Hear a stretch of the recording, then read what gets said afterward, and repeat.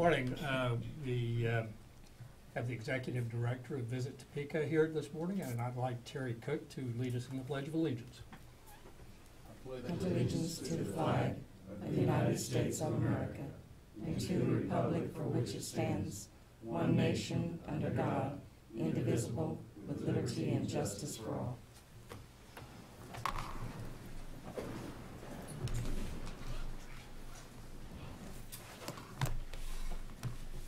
Welcome to the October 2nd, 2014 meeting of the Shawnee County Board of Commissioners. My name is Bob Archer. I currently serve as chair of the commission and represent District 3 alongside Commissioner Kevin Cook, who serves as vice chair and represents District 2, and Commissioner Shelley Bueller, who represents District 1. Good morning, everyone.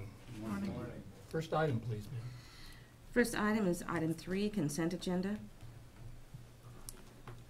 I have no Questions or comments? I have none. And I have none. I move for approval of the consent agenda as presented.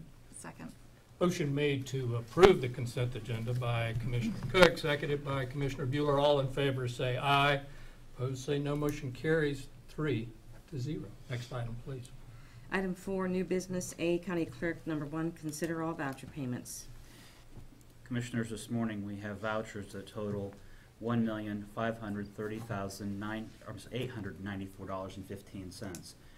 Some of the highlights out of the vouchers are the payment for the Capers, allocation to AMR for emergency ambulance services, holding accounts for the state of Kansas, the Health Department allocation to the Kansas Children's Service League, Parks and Recreation for their vouchers. Public Works has several projects that they're ongoing, and our allocation to JADO for economic development. And those highlights constitute over 90% of the vouchers. So I do not see any issues. I would move for approval. Second. Motion made to approve the vouchers as presented by Commissioner Cook and seconded by Commissioner Bueller. All in favor say aye. Opposed say no.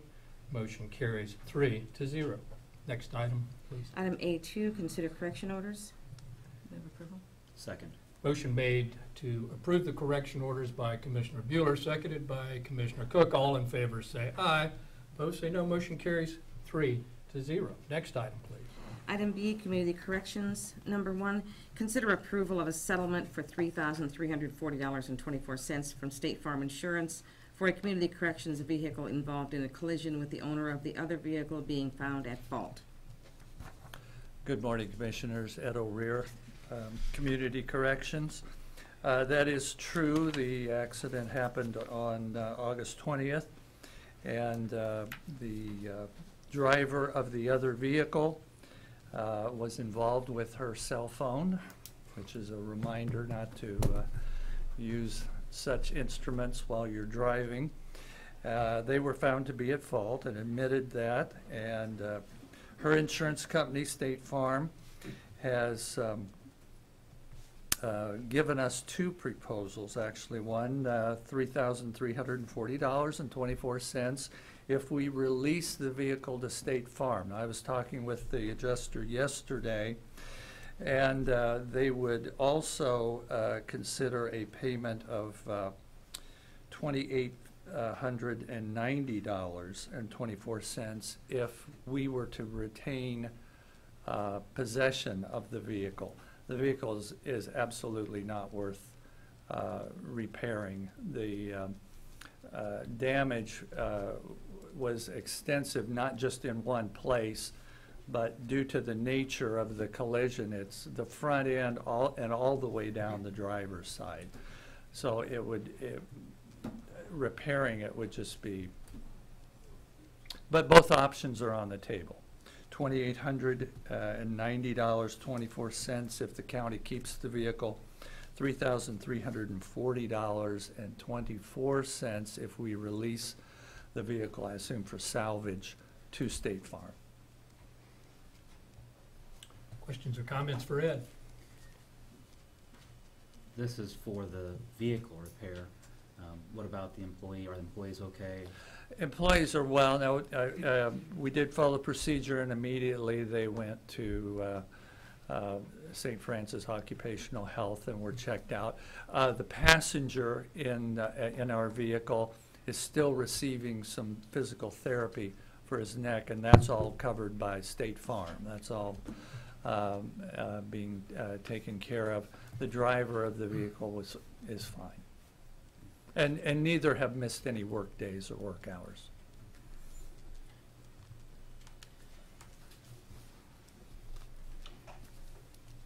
Commissioner, I would move for approval of the settlement of $3,340.25, releasing the 1999 Ford Crown Victoria to State Farm. And I'll second, noting that it's 24 cents. Yes, it is.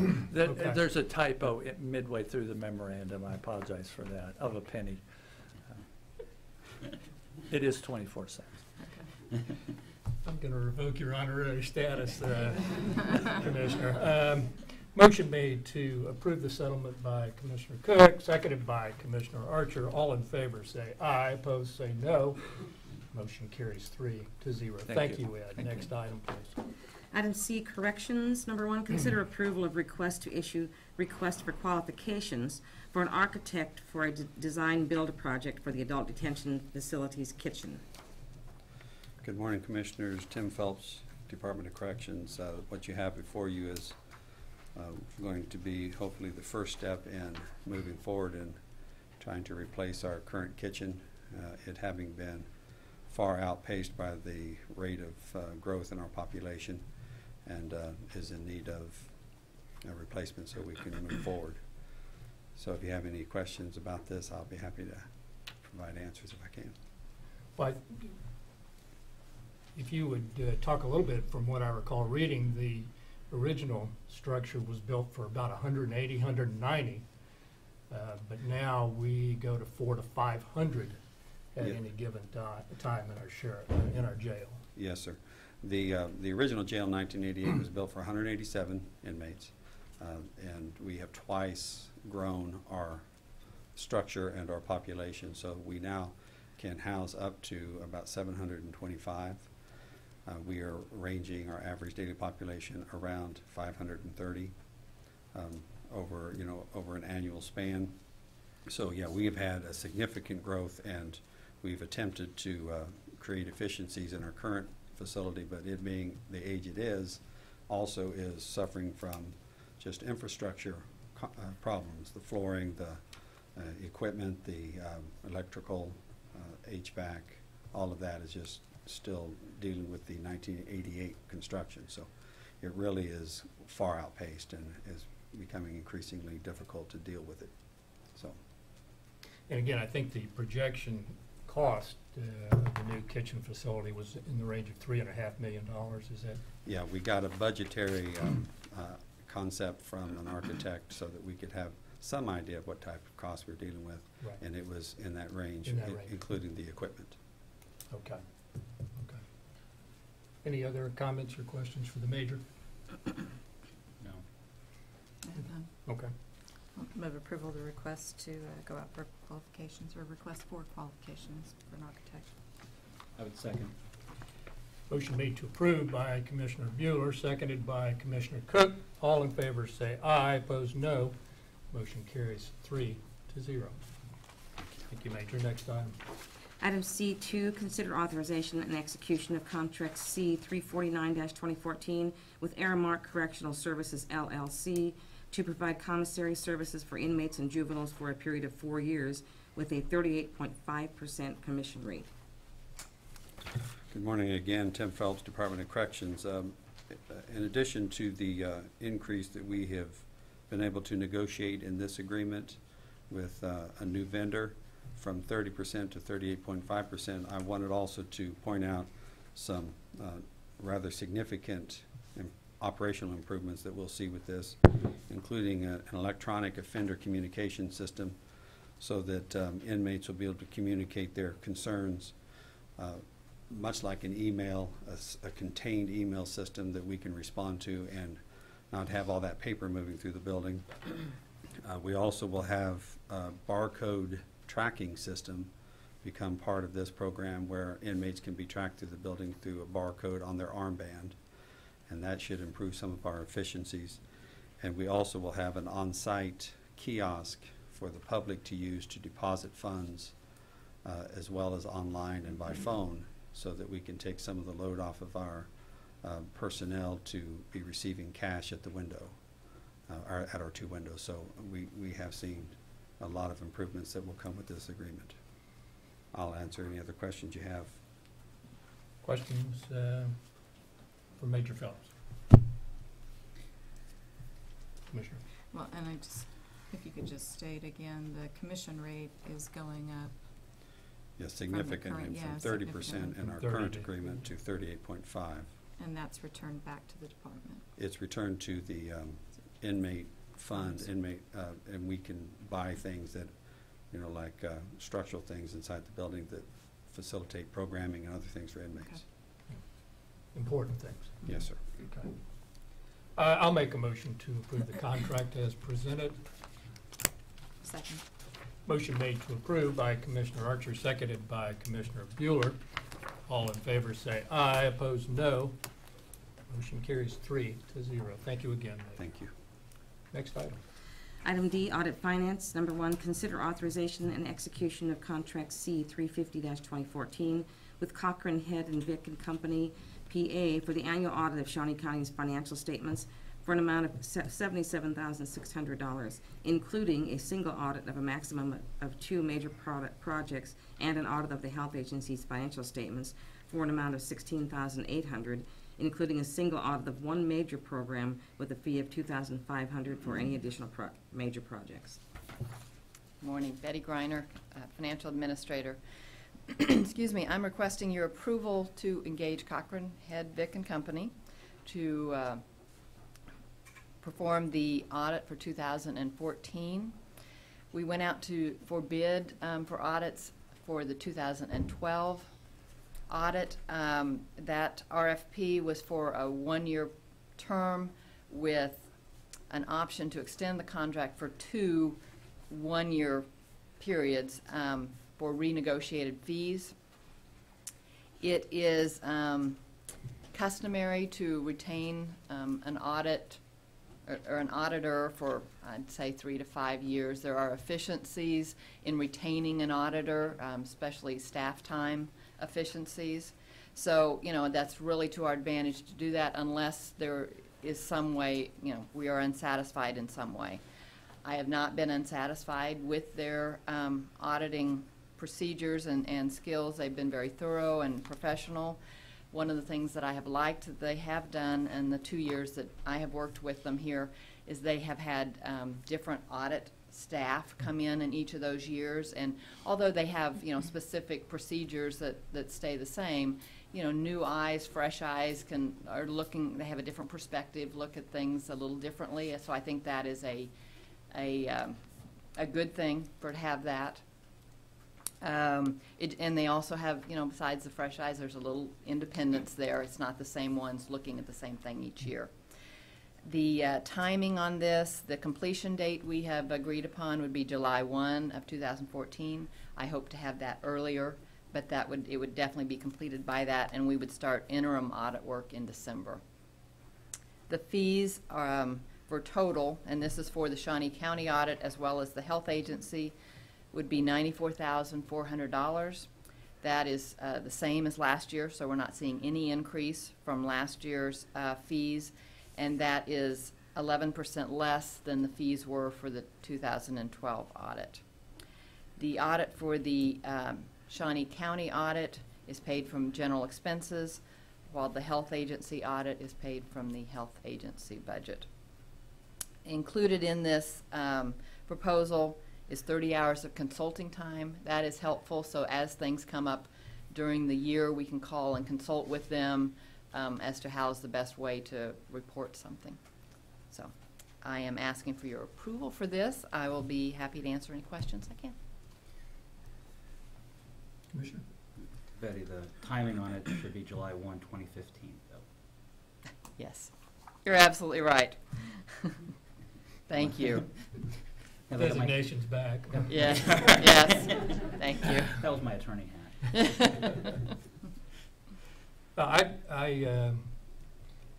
I'm glad you're pleased with their service, and I think you hit on all the high points, that they are going to rotate personnel, which I think is a good thing.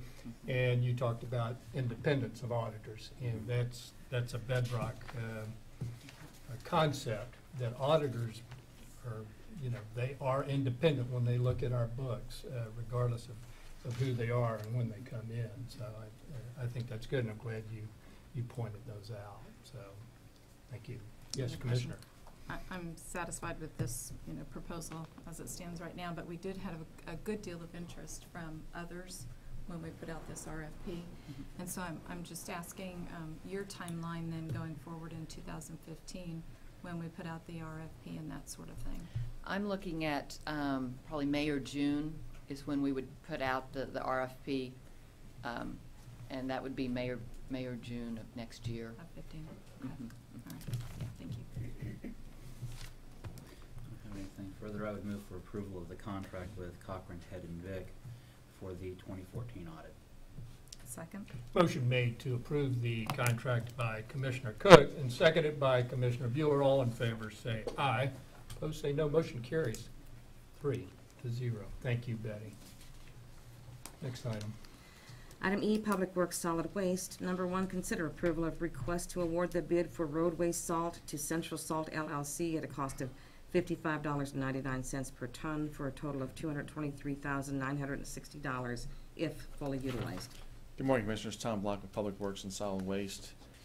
As mentioned in the memo, we went out for bids for roadway salt for this upcoming winter season.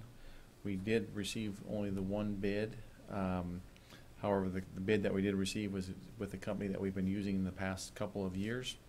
And on this particular request for quotations, we did similar to what we did a couple of years ago when we teamed up with the City of Topeka and put our quantities together with their quantities to hopefully get the best price due to the economies of scale. Prices have been rising due to shortages of salt over the past couple of years, but this price is in line with what we would expect this year. So it is my recommendation that we award the bid to Central Salt at the amount of $55.99 per ton, and we have allocated ourselves up to 4,000 tons. Hopefully we won't need to buy that much, but we're expecting, or at least what we've been hearing, is a cold and wet winter. So if there's any questions, I'd be happy to try to answer them. Questions or comments from Mr. Block? I have none. Oh, move approval. Second. Motion made to approve the award of the bid by Commissioner Bueller, seconded by Commissioner Cook. All in favor say aye. Opposed say no. Motion carries 3-0. Right, thank you. Thank you, Tom. Next item. Item F, Parks and Recreation. Number 1, consider authorization and execution of contract C 351-2014 with the Topeka Association for Retarded Citizens, TARC, setting out conditions for the operation of TARC's Winter Wonderland Celebration of Lights with an expected economic impact of $928,800. Good morning, excuse me. Good morning, Commissioners. John Knight, Parks and Recreation. As you'll find out in the next item that we have on there with the master plan, you'll see that staff has gone through here, and the way we calculate the cost of the program, the true cost that we're offering, these different things. Several of these numbers have changed from the previous years on these contracts that we put before you. One dramatic one was the economic impact. Instead of a guest from Parks and Recreation and just a casual call to visit Topeka, we actually visited with it. Visit Topeka, and Terry Cook is here this morning too to arrive at that number. Before, we'd always estimated somewhere around $500,000 economic impact, but according to the calculators that they use for their purposes, it looks like $928,000. I'd also say that this is the 18th year that we've done this event at Lake Shawnee. It's changed a lot since that first year when we had it out there, but it is one of the most popular events in Topeka and Shawnee County, and draws a lot of people from all over the state and other states. Sean Osborne is here as well to answer any questions you may have. Be happy, and I'll try to answer any other questions you may have. I don't have any questions, but I would like to point out this is a great event. Helps our community, brings people in, and it's benefit to TARC. And I'll make a motion to approve the contract as presented. Second. Motion made by Commissioner Archer and seconded by Commissioner Bueller to approve the contract as presented. All in favor say aye. Opposed say no. Motion carries 3-0. Next item, please. Item F2, consider approval of resolution number 2014-82, adopting the Shawnee County Parks and Recreation Master Plan. I just want to commend the commission first for not taking the bait and having Terry Cook come up here, because you'd have never made your next meetings this morning if you'd let Terry Cook get started. Commissioners, this item is the formal adoption of the Shawnee County Parks and Recreation Master Plan. This is more of a formality. This is a resolution that that's put before you to that helps us in our future endeavors of which would be the national accreditation of the Parks and Rec Department. We've been before you on numerous occasions, presented the information that was in there. In fact, the previous item you saw there, we didn't wait till many of these things we've been implementing all along as we've been going through the master planning process. With that being said, I did have a brief presentation here that I'd like Susan Fowler Hensler to show the commissioners as to one of the other one of the other actions that staff is taking to comply with the master plan even before it's actually even formally adopted. One other quick point, some of the other things that we have already begun to implement is our partnerships with that is under negotiation now with the Boys and Girls Club for the Abbott Center, negotiations that we are currently in for the Rice Center, the way we run our licensed preschool. You add up several of those type of things, we've already more than paid for the master plan. That was $117-some thousand, but even that $117,000 was paid for by non-tax dollars. It was user fees. That being said, I'd like to kind of turn this over to Susan Hensler, who has a committee of the not-so-usual suspects within Parks and Recreation that is working on just one key point that I thought would be of interest to the county commissioners. I'll turn it over to Susan.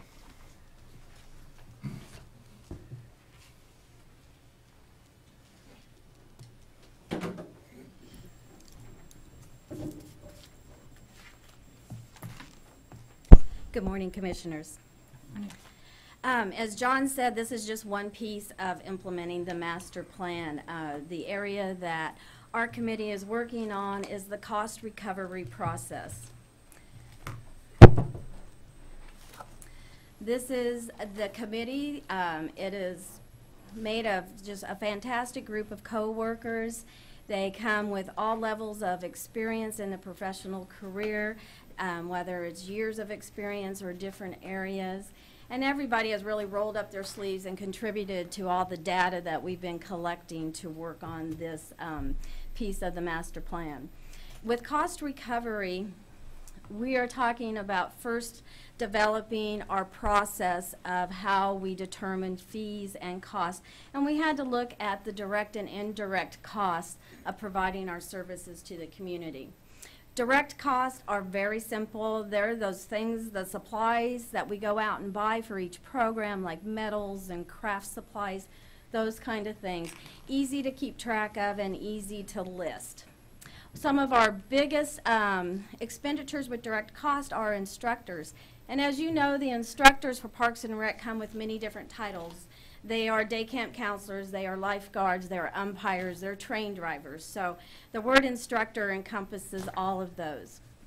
We have looked at taking a variety of ways that we have paid instructors in the past, whether it's per student, per class, per hour, and coming up with 2 or 3 formulas so that we're all very consistent with our process of figuring these fees.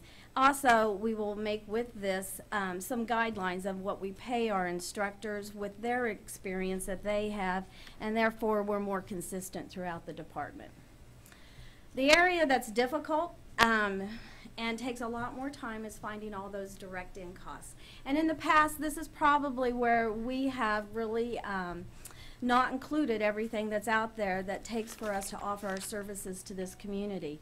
We have figured utilities, whether it's lights, water, gas, and we've also started talking about the cost of just things like toilet paper, paper towels, hand soap, janitor services, cleaning supplies, and annual maintenance fees like when we service our boilers or the AC units. So these costs are hard to figure out. Our meters aren't always very clear what all our meter coming into a building includes. It may have the center on it, it may have some tennis courts thrown on it, so it's been a difficult thing to get it together. This is just a rough draft, but we are working at finding out right down to the square footage per hour of what the utilities cost for each class that we're offering. So that's a big task to figure there. But without the true cost of our services, we're not able to set our cost recovery goals.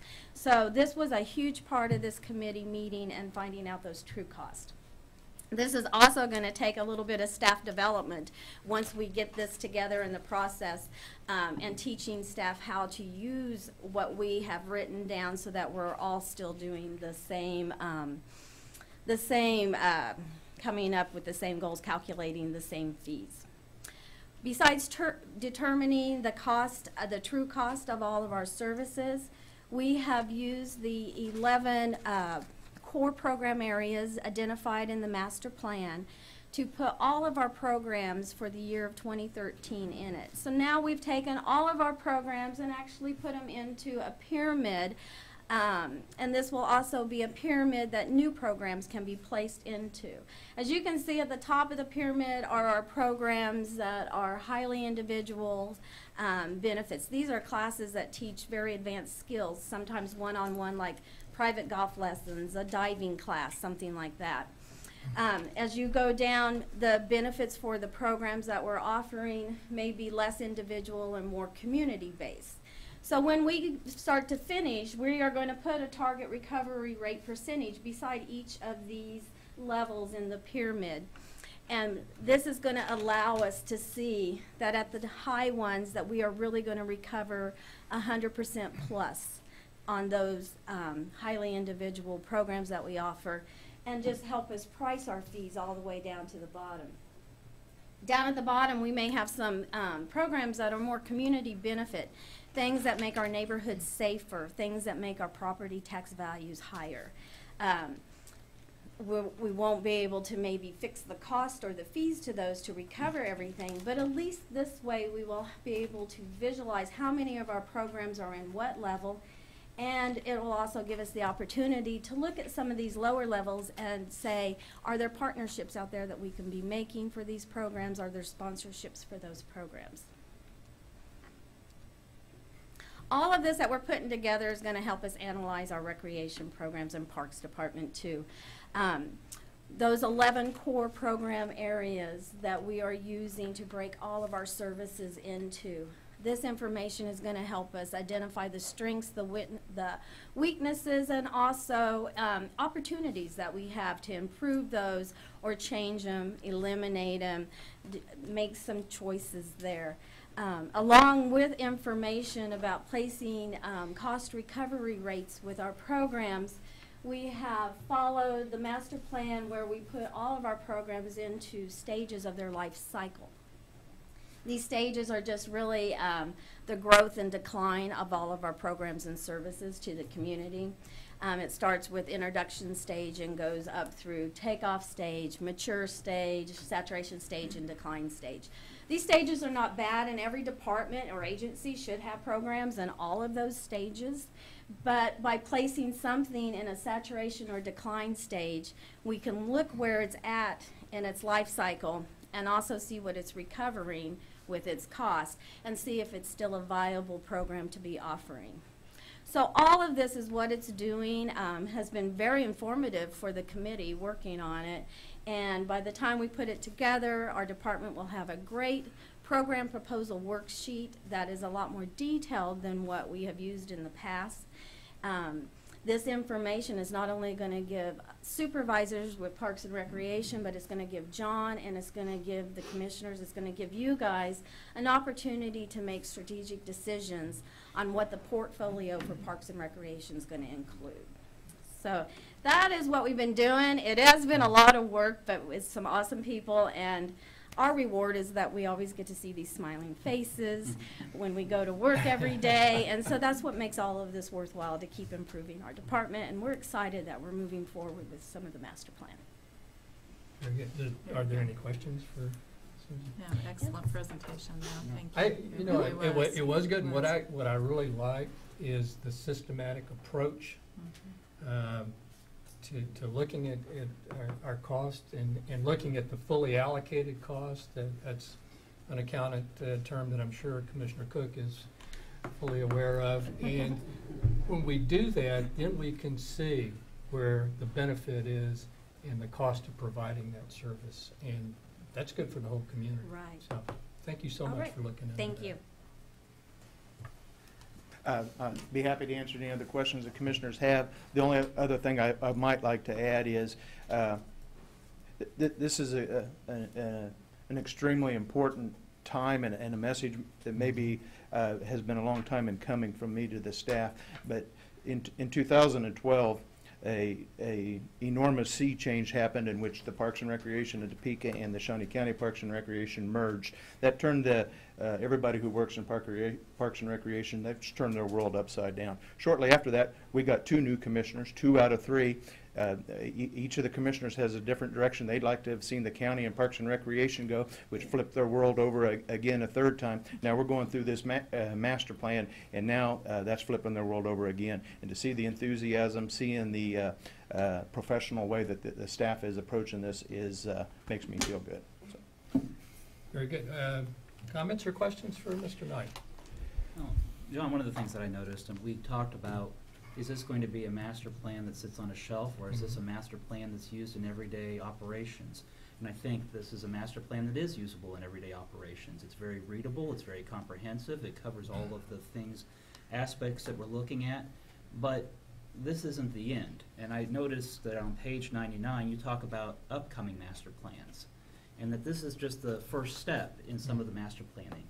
And that now we are going to be having master improvement plans for Gage Park, Dornwood, the Family Park, Lake Shawnee, and the Downtown Riverfront Park. And so, I mean, I want us to understand and make sure that we understand this isn't just the last step, this isn't the end. Right. Now we come to the implementation and the continuation. And besides just thanking staff and recognizing staff, I would also like to say, even though Susan had a picture of smiling faces of kids that she gets to work with on a regular basis, I enjoy your smiling faces. Good try, John. Too much? Do you want to follow that, Commissioner Bueller? Well, I mean, Go ahead. you Go know, ahead. no, I don't know even what to say. I think, though, that's a good point, is keeping the people who we serve in mind when we make those decisions. And thank you, Susan. That was just one example of the wealth of good Yes, information yes. that's in here. And this community did not have a master plan for Parks and Recreation. This is really looking at the county as a whole for programming and facilities. And yes, this is the beginning, but great example today of how we're using what's in here to make improvements, so. Good. Yeah, I would, it'd be my suggestion that without the consolidation of Parks and Rec, there may never have been a master strategic plan like we have here. This is a really good report, and a couple of things. Number one, I like the operational suggestions and recommendations, as Commissioner Cook pointed out. I'm going through this thing for the second or third time, and every time I go through it, I'll learn something new. One of the things that has particularly struck me is in section 1.34, community vision for facilities. Strategies for facilities is one that says, develop a multi-generational center in the southwest area that will include the addition of an outdoor or indoor aquatic park to replace Crestview Pool. And that's going to be a priority of mine to ensure that that gets done. Fact is, Parks and Rec needs to have a presence in the southwest. We need to do that, and that's going to be a priority of mine. So Okay? Anything else for John? You know, Commissioners, it struck me that as I was going through this, that it would probably be good, seeing the benefit that we've had from this master plan, for all department heads to be looking at master plans, strategic plans, and maybe the county commissioners, we look at a strategic plan in upcoming years and having a central vision and strategic plan for the county commission as a whole. And so taking some good ideas from this. I agree. You're exactly spot on, Commissioner. Commissioners, I intend to periodically have other staff come down here and present to you what we are doing and the way to meet that master plan, just like we just did this morning. Good. Well, I'll enthusiastically make a motion to approve the resolution as presented. Second. Motion made to approve the resolution by Commissioner Archer, seconded by Commissioner Bueller. All in favor say aye. Opposed say no. Motion carries 3-0. Thank you and your staff, John. Thank you, Commissioners. All right. Next item. Item G, Human Resources. Number 1, consider approval of a one-step increase for classified and unclassified employees.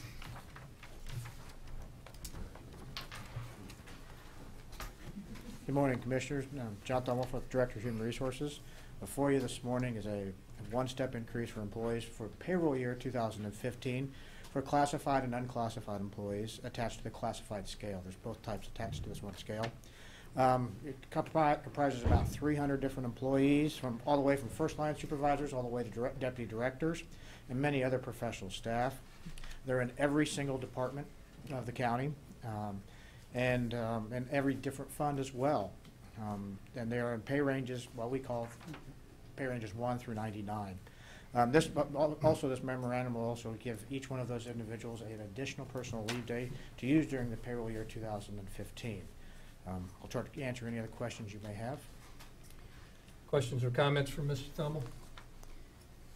John, I would just note that there may be some employees that are at the max step scale, and so they would not be covered by this if they've had longevity with the county.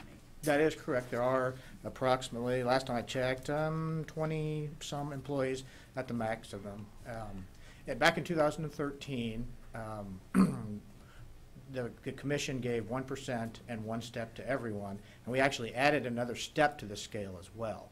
So, and that was a couple of years ago, and there'll be people maxing out every time we give steps, of course, if we don't add additional steps to the scale. Right. But that is true in almost every bargaining unit as well. Even some you have approved already this year. There are some people that have been maxed out in each one of those bargaining units we talked about. Just bringing that to light and just pointing it out for the commission. Okay. I would move for approval of the increase with the unclassified and classified employees at this time. I'll second. No, go ahead. Motion made to approve by Commissioner Cook, seconded by Commissioner Archer. All in favor say aye. Opposed say no. Motion carries 3-0. Thank you, John. Thank you. Next item, please. Item 5, Administrative Communications. Good morning again. Sorry, this is not for you guys. This is actually for the public out there. Shawnee County will be hosting a job fair at the Shawnee County Public Library on October 30th from 3 to 7 p.m. It's a joint recruiting effort between all different departments and agencies of the Shawnee County. As of today, we have about 20 different positions open.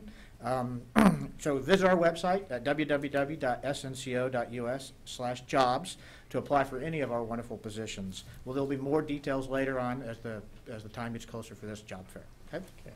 Go Royals. Thank you, John. Yeah.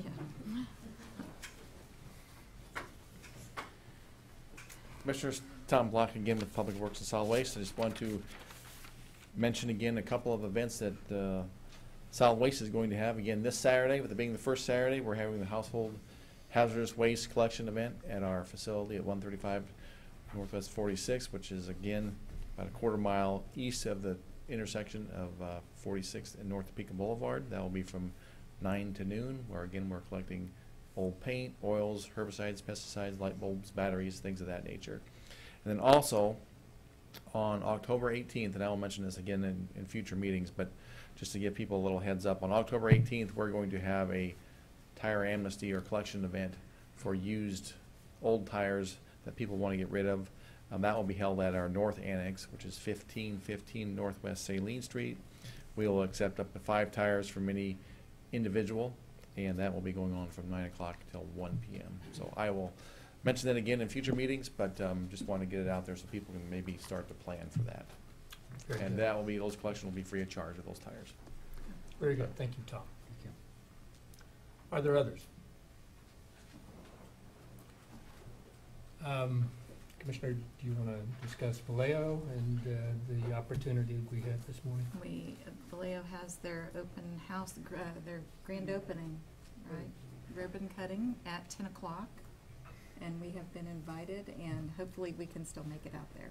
I think we can. We will make it, and I think I'm on the agenda to hold the scissors, so.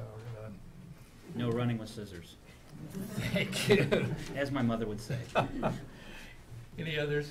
Commissioner Cook? Next item. Item 6, executive sessions. There's not a need, so we are adjourned. Thank you all. Is there anything I need to sign? You've got several, but I can leave them, or you can get them later. Let's do I that. can- I don't thank you show for you right at 10. Okay. Jane, you can sign them later if you can get them. Okay, all right.